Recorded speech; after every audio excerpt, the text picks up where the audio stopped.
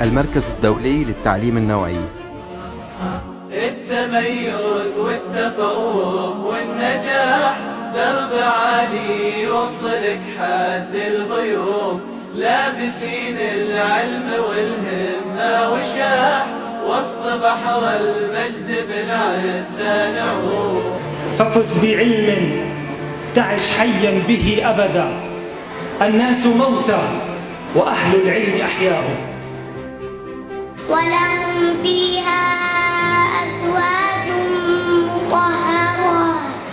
إنه لمن دواعي سروري أن أقف اليوم أمامكم مهنئا ومباركا نجاحكم وتفوقكم، منحنيا إجلالا وإكبارا لجدكم. حللتم أهلا ووطأتم سهلا في هذا اللقاء المهيب، في هذا الاجتماع العامر بكم، بحضوركم، بوجودكم، المناسبة التي ينتظرها الجميع، مناسبة النجاح، مناسبة التفوق الذي أردناه جميعا، والذي انتظرناه جميعا، والذي عملنا من أجله جميعا. هم أمل المستقبل لهذه الأمة، هم الذين على عاتقهم تبنى الدول وتنهض المجتمعات.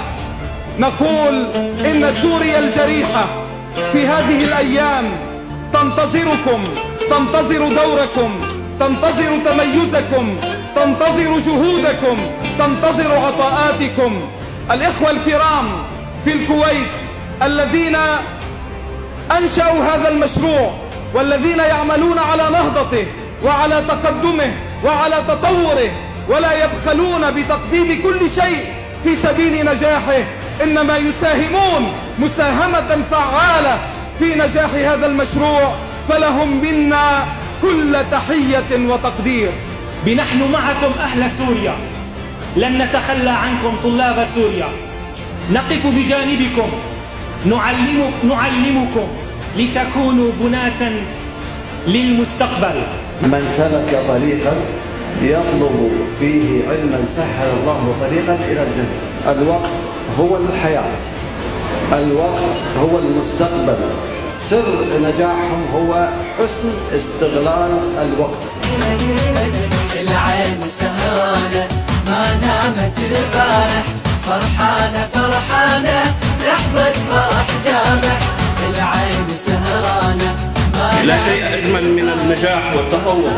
مبارك للمتفوقين، مبارك لمدرسيهم بمديريهم. مكسومة البسمة واللي بدا الكافح نادوا على اسمه، اسلام يا ناجح يا مصعب الرحلة، أيام مو سهلة كان التعب كله في لحظة. نحن اليوم في حفل الختامي لتكريم المتفوقين في مدارس الكويت الخيرية، وحقيقة اليوم فرحتنا لا توصف باجتماعنا مع أبنائنا الطلاب والطالبات، وفي هذا التفوق وهذا التميز حقيقة يعني أجواء رائعة جدا.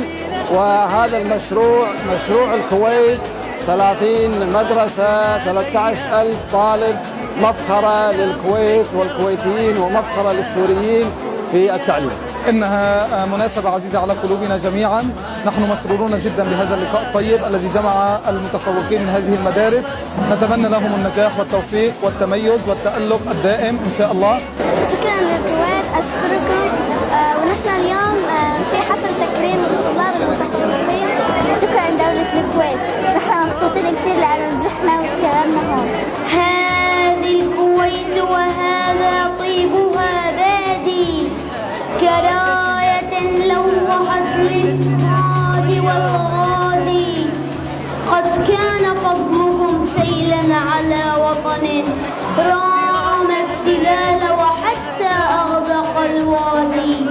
ماذا أقول رأيت الشعر ينسبكم يا إخوتي يا خير جود أجدادي. حقيقة هذا المشروع مفخرة، نفتخر بكم جميعا. في الكويت نقول لدينا مشروع يعتبر مفخرة للإنسانية وللإسلام في الكويت، وهذا المشروع يعتبر هو المشروع الأول على مستوى العالم. لقد عملتم ليلا ونهارا وسهرتم الليالي الطوال واعلموا طلابنا الأحباء أن العلماء هم أرقى الناس منزلة في الدنيا قبل الآخرة. فلقاؤنا هنا بمناسبة الحفل الختامي لنكرم المتفوقين منكم. الكل شيء أسباب